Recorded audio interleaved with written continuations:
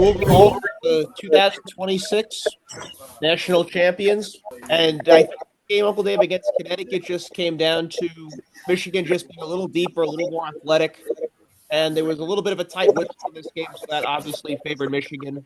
I knew Yep. that we talked about how the officiating could play a role in this game, but give Michigan credit, though, 25 of 28 from the foul line. I mean, that might be a record in a final. Sure. It could be Sure. 9% for a game. But Sure. it was incredible, though. There was no fast break points at all in this game. I mean, four fast break points, like virtually none. I mean, four for Yeah. Michigan, two for Michigan. So not a crazy tempo game, but just we'll go through this whole game. But the play that was an absolute backbreaker was Ball. They're down 6, Connecticut, and Ball has a chance to make that contested layup, and that would have been a 4-point game. McKinney cans that 3 and makes it a 9-point game. Why is Lundenborg on the bench in that sequence? Is unbelievable. Yeah. Just goes to show you as a coach, sometimes you get lucky. Sure. Yeah. Sometimes your players bail you out, right? As a coach. Yeah. Yes, Bob Brenly, the Arizona Diamondbacks, the worst World Series manager I've ever seen, and he won. But a game, though, where Michigan shoots 2 of 15 from 3 and wins is just and gets out rebounded. Yeah, that's 26 to 39. They shoot 48% from 2, and so that's pretty solid. UConn again banks a shot, and I hate to say this, they're the most fortunate team in America. I mean, they asked their way through a lot of stuff. I mean, even the other day versus Illinois, had about 4 or 5 shots hit off the backboard and go in, and Illinois had 3 or 4 rim in and out. It's just even when the announcers say it, and, the announcers had no feel for the game. Very disappointed. Again, you're giving up 22 offensive rebounds, could be a record in the final. And no one mentions the offensive board keeping UConn in the game. Everybody's talking about how great and big Michigan is. Well, Michigan could have won by 30. Yeah, they definitely could have, for sure. But then if Connecticut's guards aren't in trouble, maybe Michigan doesn't win at all. It's just it's crazy. And Ellie, it's a weird game. Ellie Cadeau is not a scorer. He's had trouble scoring in the past. And this is like a game where he saves his best for last. Just shows you how good a coach Dan Hurley is, though. Oh, yeah, this team overachieved. There's no question about it. I mean, this team wasn't that good. I'm telling you, they got blown by Creighton. We talked about this yesterday. Yeah, they certainly weren't, I think, by any means the most talented team. Blown by Creighton. You look at any of the number 1 seeds, they were all more talented, I think, than Connecticut was. The UConn, they had a chance to win this game. They had good looks, just didn't go down for them. It was kind of a little bit like how it was when they played Illinois. Illinois had the great looks, and they could have won that game easily, but wound up being that Connecticut did. I mean, this is what I'll say too is today's player and today's coaches are a little less disciplined than they were in the past. If you just keep throwing that ball inside and you're Michigan kept them in the game with some really stupid shots. You just keep throwing that damn thing in there. There's no way to beat. Well, you were saying shot selection for them at times was a bit. Why shoot this? I mean, they're throwing a high-low from 35 feet away, which shows you that there's no backside help. So just pound that thing in there. But they wouldn't be patient and do it. So that was frustrating. But again, I just can't believe that we haven't learned over the years just how often this can happen now. Like these teams that look great in a game before, like this game is right where UConn wants it. Well, I wrote down in my notes that Connecticut in that first half, they totally controlled the pace and the tempo. I felt like it was exactly in their favor. They're getting their butt kicked. Looks like it. And then they're up 12-11. And you say, oh, my God, they got this game. And even the score of the game, Michigan averaged 95. So they get 69 tonight. So they got the game right where they want. Connecticut will be really good next year. They get ball back. The shooter and the back. thing that really changed the momentum in this game was the hook call on Caravan, which was total nonsense. I thought. Yeah, it was a bad call. Yeah, but that's ridiculous. That's a rule that guys used to do on every box out that we used to teach. Especially if the guy is a stronger and more athletic guy or a taller guy than you, you're going to do that.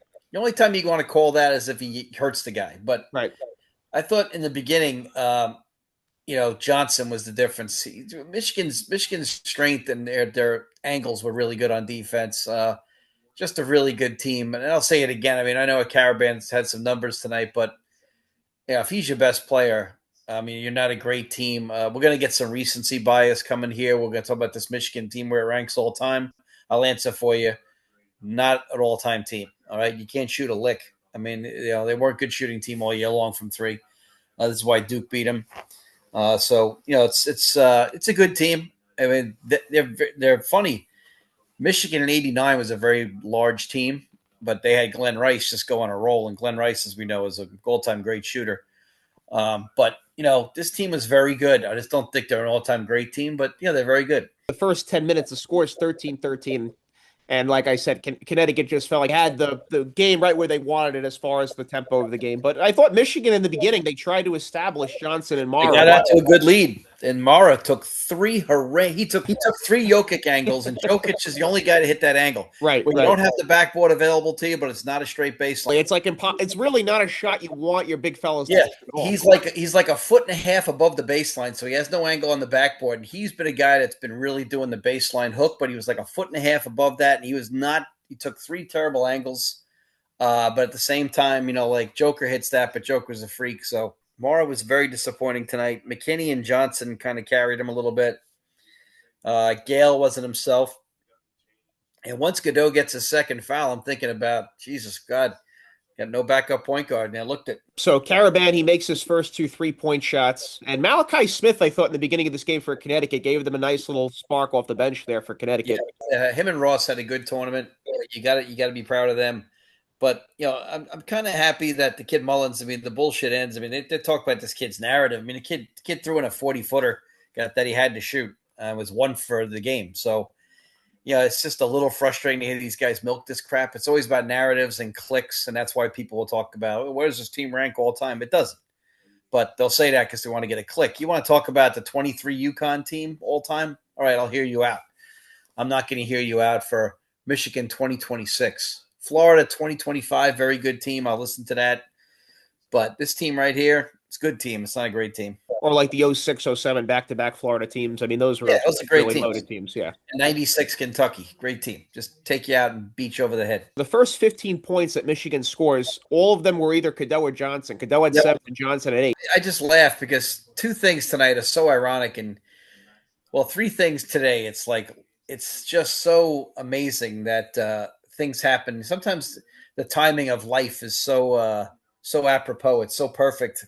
So today, you have 3 things that tell you where we are at in college basketball. And if you don't follow this crap, you don't even know what the hell we're talking about. But that's okay. That's why you're here to listen up. Bottom line is UNC's got to go and hire a pro coach because they didn't want to wait on Billy Donovan. And Mike Malone is a good hire. We'll get to that in a minute. 2, this is the first team with all transfers to ever win an NCAA title. And 3, the portal opens in 2 minutes. So here we are.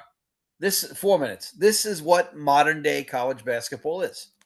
So if you're not making the adjustment and you don't look around, there are situations that look one way that are the exact opposite of what they thought. So Kansas, which looks great on paper, realizes they got so many money problems. It's not going to work out maybe in long term because they don't make any money off their bad football.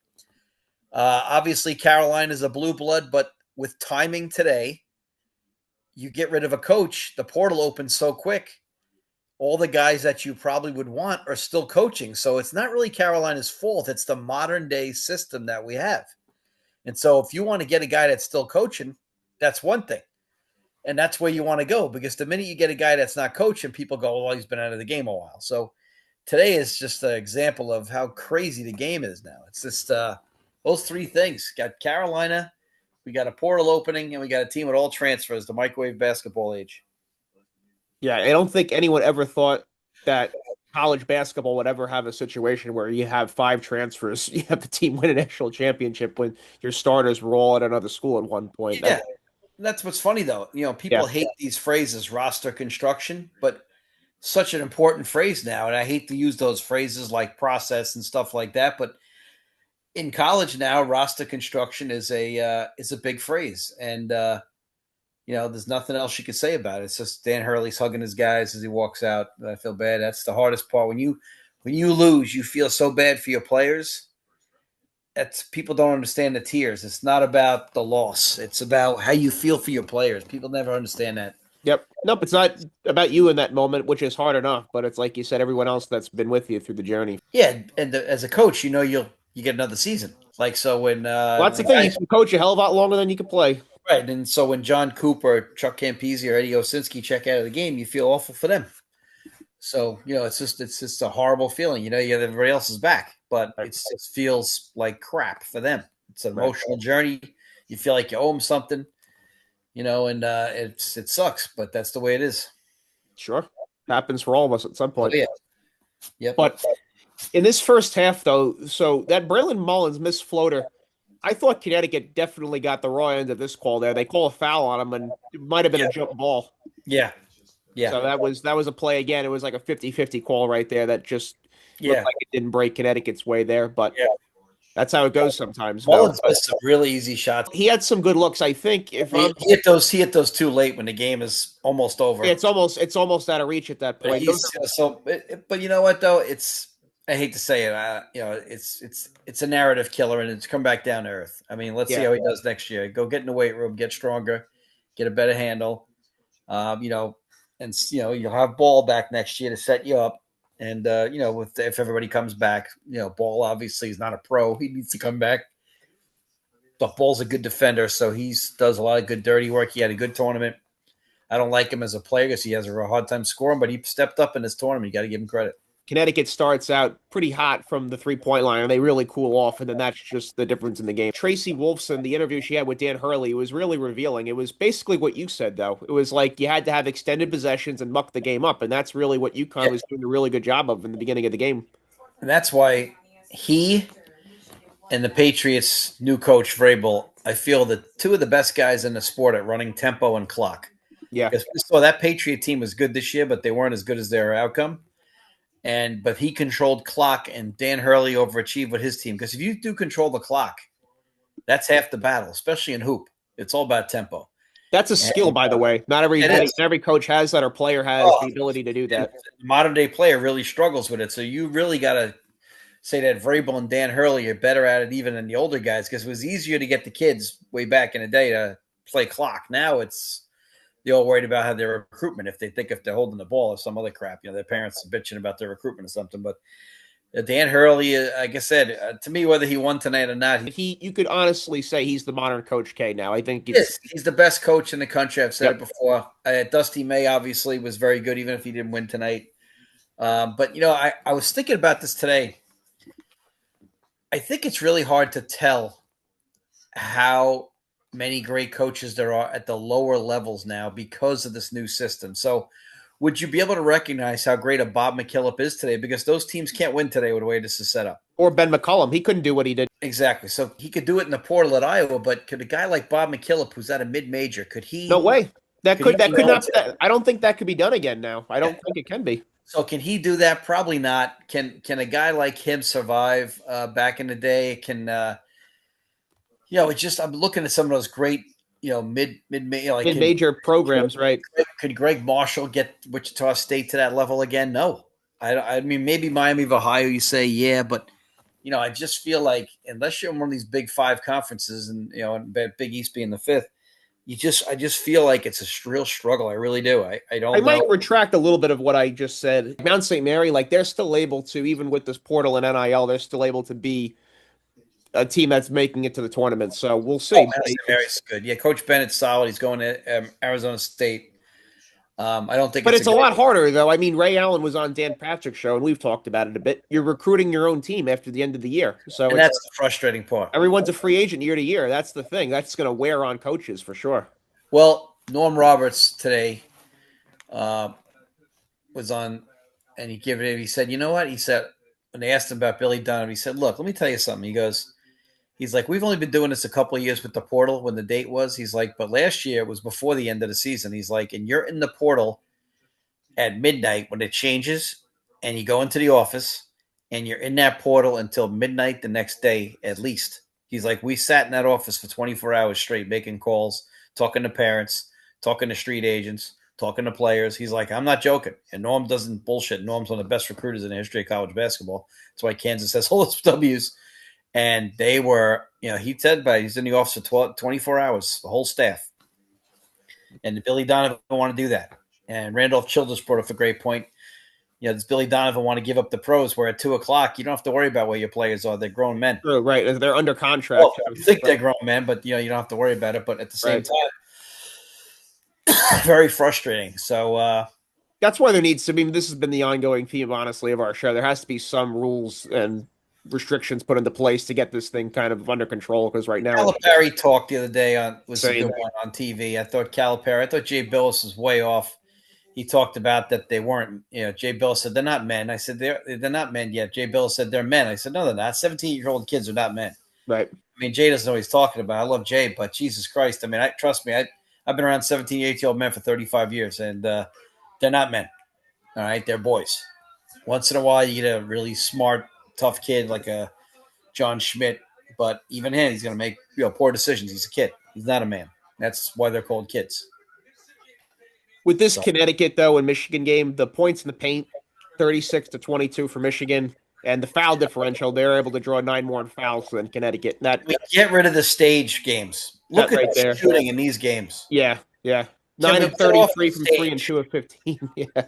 Can we get off a goddamn stage? Please, Yeah. I'm The begging. field goal percentage is 31 for Connecticut and 38 for Michigan. Both below 40. If you put that game on the floor, all right, fine. Then elevate the seats in the floor. Do that. Don't make these kids have it harder than they already have it. You're taking away the game. Like if you're a really good shooting team, that's a tremendous disadvantage. Yeah. So so these games, like suppose next year, I don't know, a team that really shoots the hell out of it comes in here. It's such a disadvantage. I No, mean, it's come true. on, this building is like shooting in the old Stony Brook gym where the rims are tight as a hell. I used to go in there and be like, "What?" I'm like, "What? We're just gonna slough off everybody," and we did. You're not making a shot. Yeah, your depth perception is all thrown off. It's an optical illusion as it is shooting a basketball. And regardless of the environment, Dusty May took his team out to the football field and he put the portable hoop, try to help them with the depth perception. But obviously, it didn't help that much, right? I mean, they were 2 of 15 from the 3-point line Yeah, and shot less than 40% from the field as a whole. So that yeah.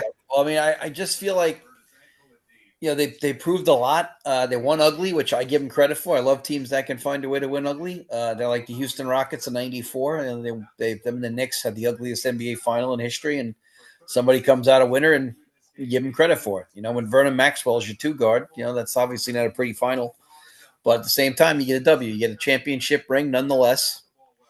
This reminded me of the 2014 and 2011 game at Butler, where UConn won these games with just these disgusting. The UConn Butler game might be the worst final championship game ever. Um, and it was awful, but this is right up there. This game was better, but Yeah, there's a lot this of one was definitely better. That one I remember it being even more atrocious. the Yeah. other guys could make 14-foot shots, but I'm happy for Dusty May. Seems like a good guy. I'm happy for the Big Ten. I don't have anything personally against Michigan. I'm just glad the Fab Five didn't win it. It's good to see these guys win instead of the Fab Five. But First championship since 1989. Glenn Rice went Michigan. crazy. Glenn Rice went crazy, and they got a very fortunate call. They got a bump against Seton Hall, and Ramil Robinson went to the line. It wasn't a good shooter and hit a 1-on-1, and that was it. Michigan all time in championship games are 1-6 before tonight. Well, they overachieved to get there a couple of times. To get the game against Carolina, I still think they were more talented than Carolina. Against Duke, there's no way they should have beat Duke. And then, Bayline took them there. I thought they were overmatched those nights. But, he did get them there, but I didn't think they were the better team those nights. So sometimes you lose and you're not the better team and you can live with it. Right. And then Connecticut on the other end, they were undefeated in championship games, 6-0 going into tonight. So this is their first. One positive here, though, is again, like the Denver Nuggets a couple of years ago, proves you can win without threes. Oh, absolutely. Yeah. It's great. But this is a very large team, and they did a great job of throwing it over the top and emptying out the backside. But it's very unusual to be plus 21 and lose a game on the 3-point line. But they made it up at the free throw line. Well, that's the thing. They shoot damn near 90% at the foul line, 25 to 28. They shoot a great percentage at the foul line. And I'm happy for, like I said, I'm happy for Michigan. But at the same time, it's exciting. It's exciting time for the Big Ten to finally get one and get off the. I'm glad that Lindenborg played good in the second half. Merez Johnson, double. He's such a good player. But again, the stats, just a bizarre game. Usually you look at when you're a coach, you always get the stat sheet, and the first thing you look for is why you lost. If it's a one-possession game, it's hard to tell. But this one had like 5 or 6 ways you could have lost or won. So the free throw line, excellent advantage, but getting out rebounded by 7 and outshot at the 3 by 21 points is nuts. But they still won, so you got to give them credit. And we'll see what they do next year.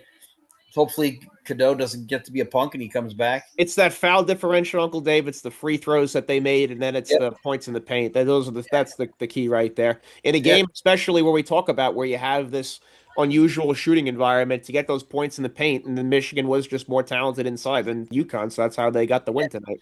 Yeah, but then again, you look at those things and you say you should have lost because of the 3 point line and things of that nature. It's Oh yeah, funny. this is played at a normal gym. This It's is really maybe a different hysterical. game. Played at the Meadowlands. Maybe Connecticut wins this one. Oh yeah, it could have been. Yeah, We'll go through the rest of this game here. 29-25 out of a timeout. I tell you what, Dan Hurley out of timeouts just finds a way to get his team good looks. Solo ball, he winds up hitting a three off a pin down. it's the best. Again, solo ball hits a couple of shots. He's not even a good shooter. Banks one in late. I'm like, oh my Yep, god. yep, that was a big play there. And then Roddy Gale's follow off Lindenborg's miss in transition. Uncle Dave in the first half. I mean, that was one of the best putbacks I've seen. Yeah, big That's play. incredible. I mean, that was so close to a goaltend. It was. If he's a hair earlier, that's a goaltend right there. It's inside the rim. Michigan missed a ton of bunnies tonight. I mean, good God. I mean, UConn doesn't really have a shot blocker. Terrace Reed's not a shot blocker, so to speak. And yet they missed a ton of bunnies. I don't know what the hell they were pump faking for. But Michigan let them hang around, and that's a dangerous team to let hang around. They're like Dracula. If you don't put the stake in their heart, You were using that phrase throughout our group chat there as this game was going on. yeah, you screw around with a team like this, it's like death by 1,000 cuts. And But this differential, though, this stat, Uncle Dave, 11 of 14 from the field goals inside the paint for Michigan, and they were 0 of 16 of outside the paint. So everything outside of that paint, boy, they were not being able to convert any of those.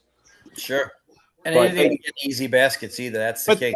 the other thing we talked about was the matchup between Mara and Reed. Mara was just able to bother Reed enough, I think, to just make it so that UConn couldn't rely on him in the interior. And I think that was a big difference, too. It's like you said, it's not about the shots you block. It's about being able to alter enough of their looks. And that's, I think, what happened as well. Yeah.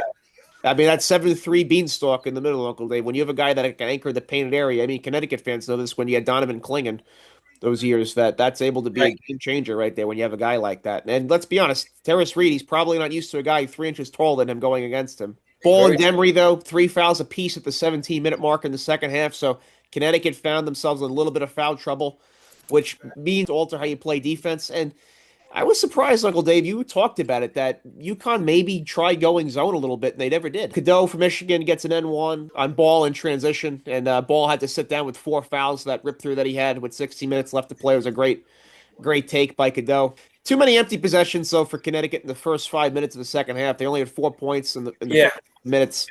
When you're an underdog like they are, you can't have lulls like that. You have to score. And Margin for error is so small. Yeah. But 5 turnovers in their first 8 possessions in the second half, though. That was when I was like, just you could feel the tide changing. It was an 8-point game, and then Elliot Cadeau, Uncle Dave, when he makes that 3-point shot to make it 48-37, I really felt like this is the beginning of the end. Yeah, well, they stretched it out, and then he let him hang around again, missing a couple of things. Take that lead and be able to just sit on it enough.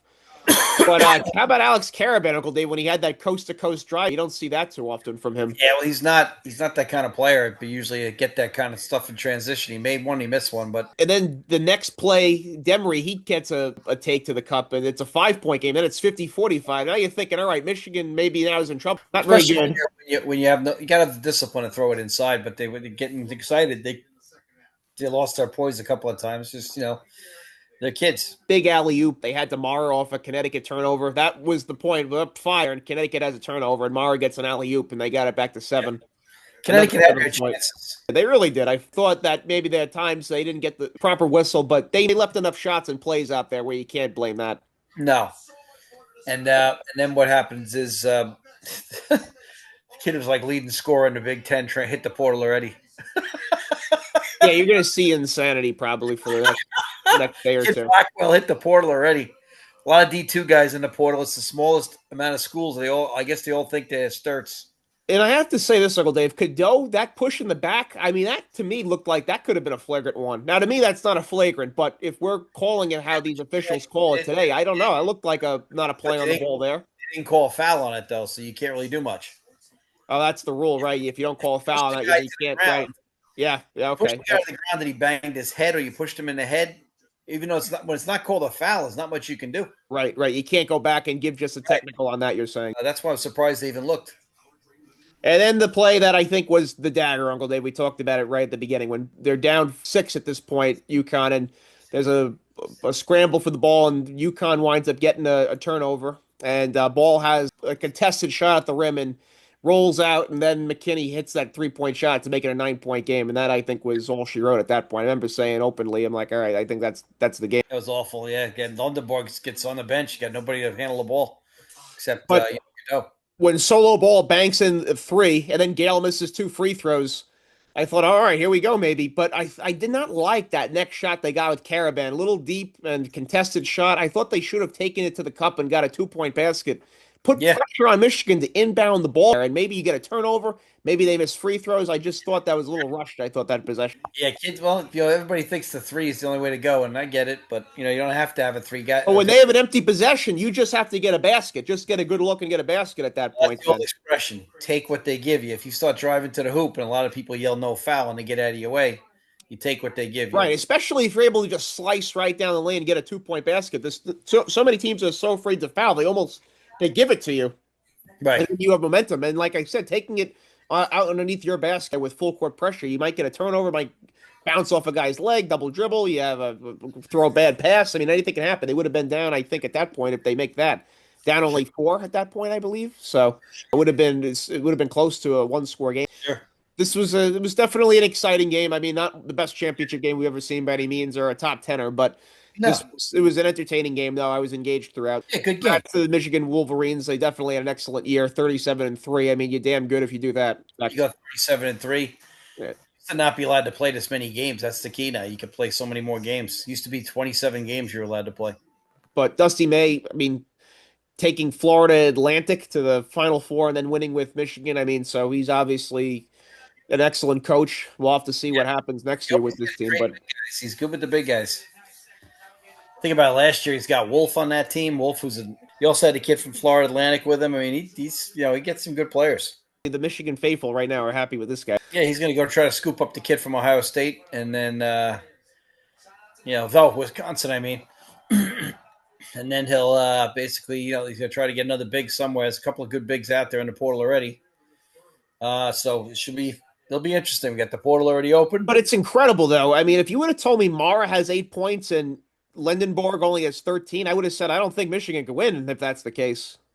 True. Just looking at this box score right here, I was like that stands out to me. But both teams had 10 turnovers, so it wasn't a sloppy game as far as taking care of the ball. Just missed shots were sloppy. Mike Malone taking the North Carolina job here, and I'm going to say this not in a sarcastic way. As a Duke fan who hopes that North Carolina never wins another basketball game, I genuinely think it's a good hire for North Carolina. Me too, but it can be a bad hire. I think it's good for now because I think he's a good X's and O guy.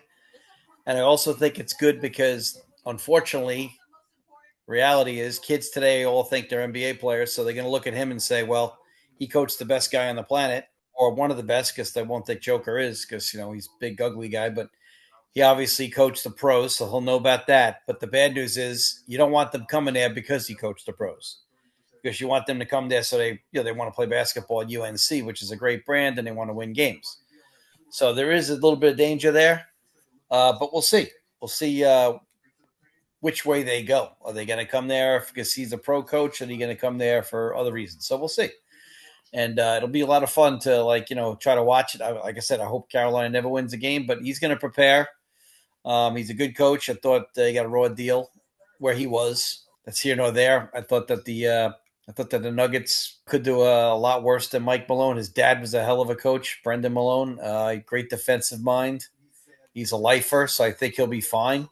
I just think like right now, like Tyler Hansbrough is all in on it today, but a lot of people are saying, well, Tyler, is he going to know, who to get to get to that portal? Yeah, I mean, you'd hope that he can maybe retain somebody that knows the portal, but that thing's open now. So you'd hope that this guy is, gets a start because, at Carolina, they're not going to care if he didn't get in that portal right away. And next year he comes in third in the ACC or fourth. They're not going to care. They're not going to hear that. So Mike Malone is a guy, he's not been connected to college basketball in any way since 2001. And at that time, he was an assistant at Manhattan. So this is a guy who's been away from college basketball for quite some time, but that might not matter anymore because of how almost NBA-ized the college basketball realm is now. It's almost like a pro game. You're running these teams like franchises now. It's not a college university anymore. Coaches now that have no background with college basketball or been away from it for a while maybe they will have success. But this is a hire that I was shocked. I mean, we were not hearing Mike Malone's name at all. I mean, we follow college basketball news. I did not Um, hear him at all I at heard this Tyler job. Hansbrough say it Friday for a minute, and I did hear a rumor because he was out. We were just trying to think of championship coaches that were not coaching, and his name did come up, but it wasn't like a. I understand the hire. I just didn't. I actually understand it more than a Billy Donovan one, just because Billy would have had to miss the portal and half the portal and everything else. But yeah, it was just a mention of like a couple of days ago on Friday. Tyler Hansbrough brought it up, but he didn't seem to think it was too much of a big deal. But I guess it worked out. College coaches now, in some ways, you maybe have more of a grind now than ever before because you have the portal year to year. So, I mean, you either have to be really hands on with that and love that process, or you have to have a GM that really is into that as well, that you really trust. Like I said, I've said to you a million times, you're not allowed to go 25-10 at Carolina. No, it's so true. Not allowed to go 25-10 at Kentucky. And now you're not allowed, to do it almost anywhere. But this is where Michigan sets a dangerous trap here because this guy does this in year two after Juwan Howard pretty much killed the program. That's a bad look for Juwan Howard, right? I mean, it Sure doesn't is. take this guy long, Dusty May, to take to That Michigan to the championship game. had a lot of talent on a couple of those teams too. In his first year, I remember everybody saying how great he was. And I was like, I don't see it, And then what happened was he's going to be, he's going to be a great coach. I'm like, nah, he has talent. He's not winning. Then he was chest bumping guys and going at it with opposing coaches and stuff. But like we want to go out with an opposing coach and you're Gino Auriemma, I'll listen to you. When you're Juwan Howard, I'm not listening to you. So Ben McCullum was offered the North Carolina job. He was offered an interview. He turned it down. That's correct. And I think that just goes to what we talked about. You brought it up. That would have been just too much bouncing around for Ben McCullum. Plus, the old quote from when Billy Donovan, before he gave back an NBA job and then left for an NBA job anyway, he used to say, how can you be happier than happy? And that's what he said. He was going to stay at Florida, and then he wound up leaving anyway. So, he contradicted his own quote, but it's something that always stuck with me. How can you be happier than happy if, at Iowa, either that or you just say to yourself, do I want to keep moving my kids? I'm not sure Ben's ages of his kids. Do you want to, go to a place where 25-10 might get you fired? Do you want to go to a place that just fired one of their own off of 3 out of 4 years NCAA tournaments? You got to really look around and say, be careful what you wish for. Do you want to go to a place like that? Mark Pope goes to his alma mater, but when you go to your alma mater, it's almost never going to end well. No, Max Hubert Davis, that right? Will you ever feel the same about Carolina ever again? Probably not. No, not quite the same, right? I mean, you got fired from your alma mater, like you said. You'd have to be like Mother Teresa or Gandhi to do that. It's human nature. So this Mike Malone, though, job, we talked about it, Uncle Dave, with UNC maybe going outside of the Dean Smith. They had to right there, and they made the right move. You just have to pivot completely. This is a totally different time and era, and I think the powers that be at North Carolina understood that. That's why they went with this direction. It's smart for them to go with a former NBA guy. You have the pipeline to the NBA, so you might be able to sell that attraction when you're recruiting to guys on top of already it being North Carolina as is. It's a good gamble, I think, on their part. Like you said, who knows? I mean, this could be a total slam dunk or it could be a total flame out. We have no idea. For the fans out there. I heard they also went in with Mike Malone because he didn't have a buyout, which means that you're pinching pennies. Why is Carolina worried about a buyout? All these other guys, Dusty May, Floyd, all had $10 to $20 million buyouts. So why are you pinching pennies if you're Carolina and you claim you'll spend whatever? You're full of crap. Coach Lloyd did not get a phone call from Michael Jordan like reported. Although he didn't want the job anyway, but he didn't get a call from Michael Jordan. But people don't understand, why did Carolina was worried about the buyout of this guy too. So here we are. And yet Billy Donovan should have been running to this job, which is stupid on his part. I love Billy, but freaking Bulls just fired their GM. Yeah, they cleaned house on the front office completely, the Chicago Bulls. So who's got his back? If they did that today, I would have been like, hey, what do you say I make a phone call? We get this done right now. I mean, seriously, what the hell's Billy Donovan doing? Who's got his back now? He's going to be out. They're going to can his ass. You watch. What kind of? I can't imagine wanting to think that the NBA is better than college. It's not even close. First of all, it's about a third less travel, 2/3 less travel. Why would you want to bother? And you work at half the amount of the time, right? I mean, the season's half as long. Half as long. I mean, Jesus, you are the face in college. You're not the face in the pros. Why would you want to deal with that? I don't get it. Maybe the lines are a little blurred now because of the NIL, but I still think it's more of what you're saying is true than not now at this point still. And then the other name I heard that was supposedly some people kicked the tires on, but he's not interested in coaching anymore is Jay Wright. Well, Nobody, he didn't want to, he wasn't interested. He was not interested. He's like assistant to the president of Villanova. He's it's got probably it must be a good gig. he really had a problem with the NIL, and because he's a real coach. That's what I'm saying. Could that be done anymore with the way it is? Because Jay, That's why people like Tom Izzo and Rick Pitino, I mean, I really take my hat off to them because they're from that old elk and they're still changing with the times at that age. It's unbelievable. yeah. Well, it's funny because the good news is the portal's open, I think, till April 21st, and then the kids all meet, June, and they start practicing twice a day. So it's going to be fun. I'm looking forward to watching this portal the next couple of days. I'm going to be on this thing like white on rice. I've been watching it like crazy. So the kid from Notre Dame jumped in at a point guard. That's a kid, and also the kid from Wake Forest who averaged 22 a game this year. There's some studs in that portal. I'm It's sure almost Carolina's going to go get a couple. it's almost like signing day now for recruits, except now it's guys that are active college players and they almost get a double. I have to say I like it because I'm not coaching, but I like it from the fan standpoint. It extends my college basketball season. Yeah, it does in a way. I have something else for you to Start a little engage earlier. in. I'll be following all the ACC moves and stuff, and I have all the list of the guys in the ACC that have declared. So it's going to be fun. It's funny with the whole Mike Malone North Carolina hire now because it just came out a few days ago that possibly the Orlando Magic were going to hire him at some point in this next season. Yeah, they've been disappointing. Good win tonight, but they've been disappointing. We'll wrap up, Uncle Dave, with two new teams are going to be added to the NBA. You're going to get a franchise in Seattle and Las Vegas now. They already sucked in Seattle. Why are we giving those libtards a successful franchise? Well, I guess people now are just reminiscing now. I mean, they did leave for Oklahoma City, which proves to be a good, worthwhile investment. Sells out.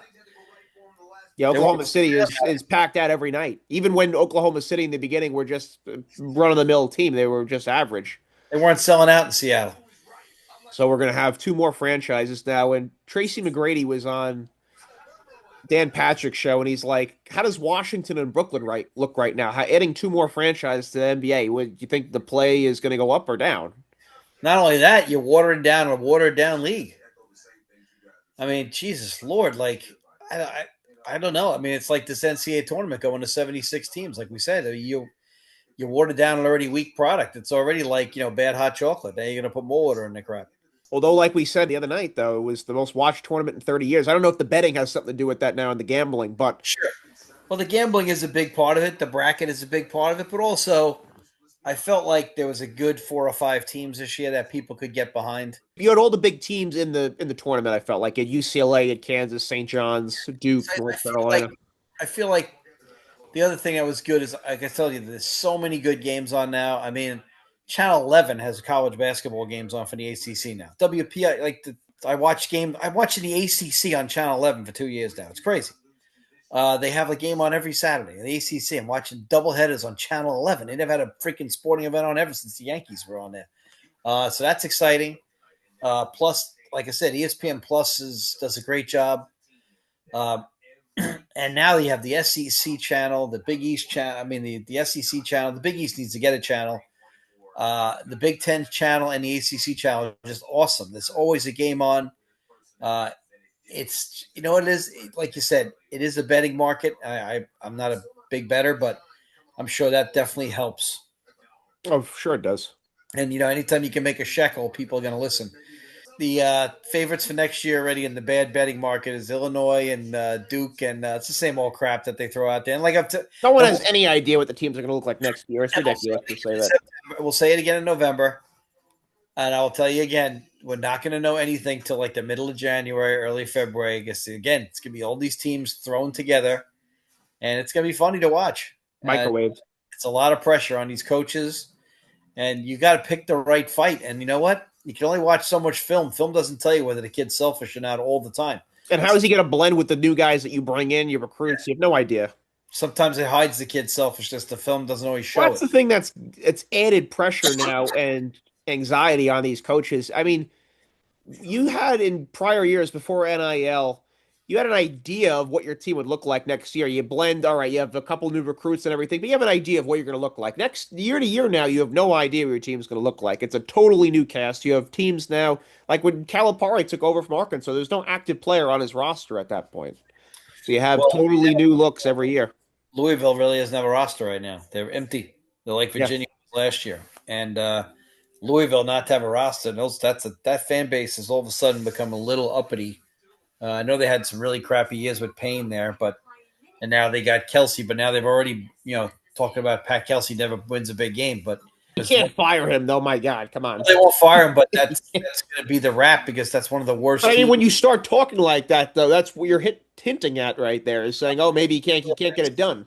Louisville thinks Louisville still, it's not the days where you're in the Freedom Conference where you're playing the Southern Miss and Rick Pitino there, and Rick Pitino was in the Big East and the ACC with Louisville winning titles, so it's going to be hard. But Louisville they'll be good, but they got to get a whole roster.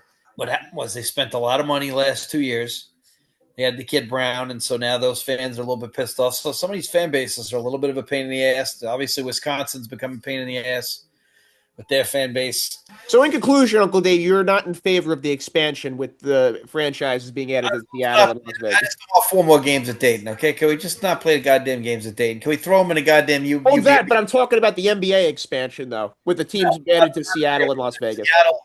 Seattle already blew a franchise. In Vegas, we just got all kinds of shady crap there. Plus, you're not going to sell it.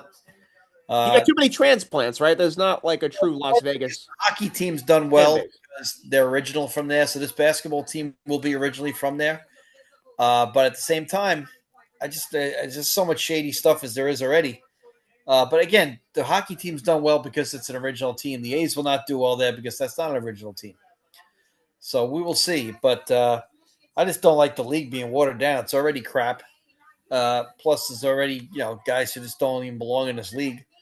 Cooper Flag getting 50 again. Can you imagine a rookie getting 50 at 19 years old? No back way, then? would never would have happened. Imagine like telling the old Detroit Pistons, like, yeah, I'm going for 50 on you tonight. You come down. As a rookie, right? If you had about 25, you'd come down the lane and you wouldn't get Yeah, up. they would make sure you're going out in a wheelchair at that point, right? You're not getting 25. We're going to scare the shit out of you. But no, we don't do that anymore. It's just really bad. Between that and watching Bronny James trying to bring the ball up the court, it's not good. Yeah, against Case and Wallace, that was rough. Yeah, that NBA defense, those guys that are lockdown defenders are no joke. Today on the NBA channel, everybody's talking about how, well, the Lakers would have made a deep run. No, they wouldn't. No. Luka and Reeves, they can't guard anybody. Even with a healthy Reeves and Doncic, they weren't going to get past the top three teams: the Spurs, the Thunder, or the Nuggets. They're not going to get past any of those teams. I don't know if Luka and Reeves will be back for the playoffs. I know the regular season they're going to be out for, but they're not. But they weren't going to make a deep run. No.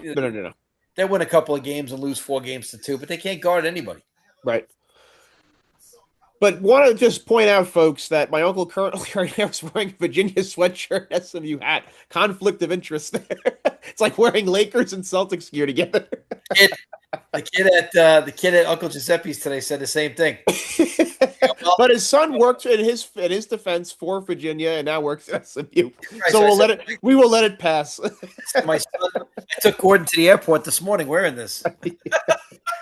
It's not nearly as blasphemous as wearing like North Carolina with Duke. It's much more. I'll never wear Carolina gear ever. Yeah. It's not. If Gordon gets a job there, we have to come up with a policy. But yeah, right. You're right. I guess I think I would have to offer him, Uncle Dave, like ownership of the university at that point.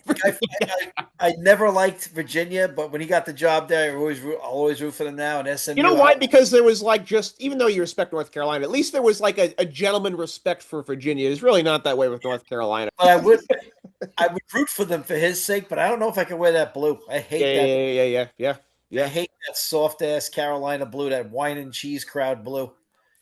Yeah. Dean Dome, those bastards. Did you hear, Uncle Dave? They're postponing. There were talks about North Carolina building a new arena, but they're going to keep the Dean Dome, it looks like, for at least a little bit here. Well, that arena is 40 years old this year. 1986. I remember it. Duke was the first game in there. It was Duke versus Carolina. They were 1-3 in the country. That was a big game. I never forget You that. know what? I'm so nostalgic. I know you're kind of a purist like me as well. I hope they never get rid of that. I know money is the bottom line for these Well, it's things, not but as good as the old Carmichael. Carmichael Auditorium, the fans were sitting on the floor on the baseline. So if you saved the ball, you'd hit a fan. Dean Dome was a little bit bigger, and they also had the scoreboard.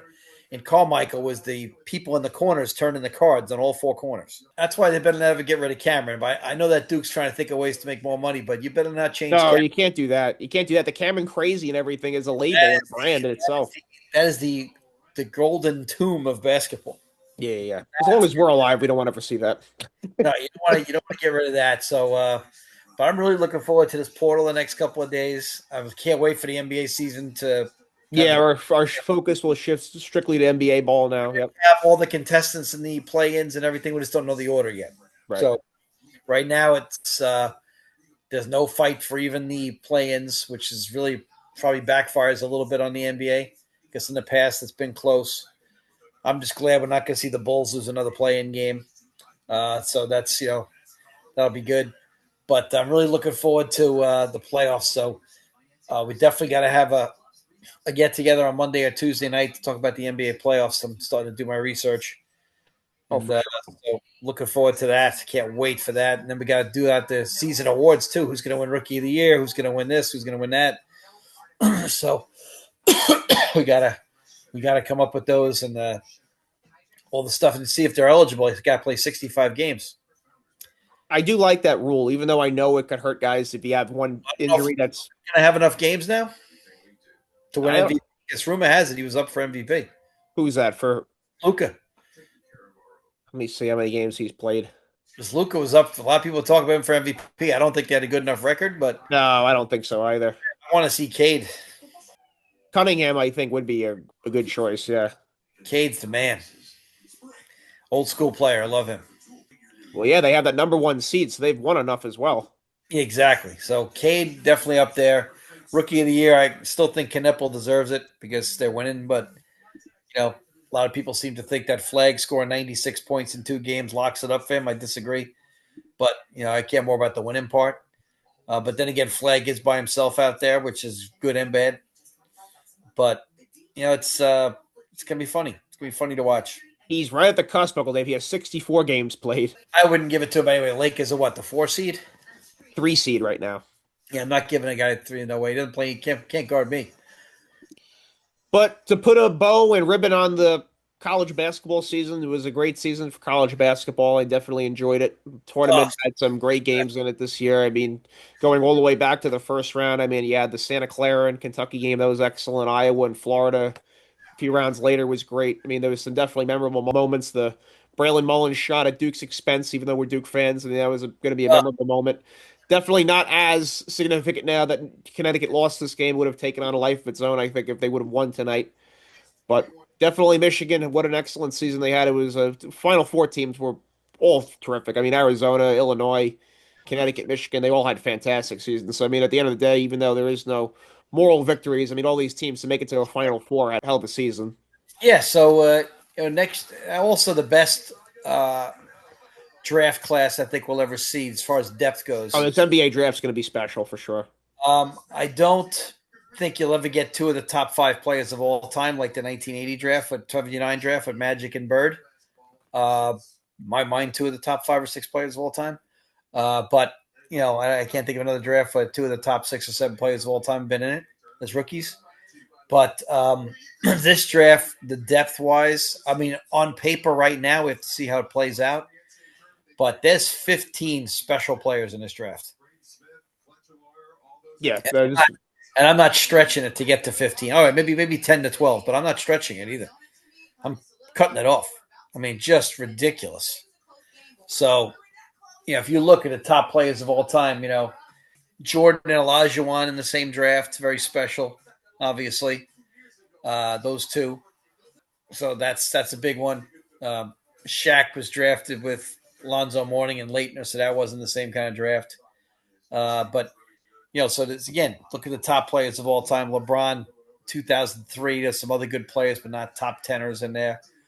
Kobe, 96. Who's in the 96 draft was very good. You had Iverson, you had Nash, guys like that, but they're not Nash, Marbury.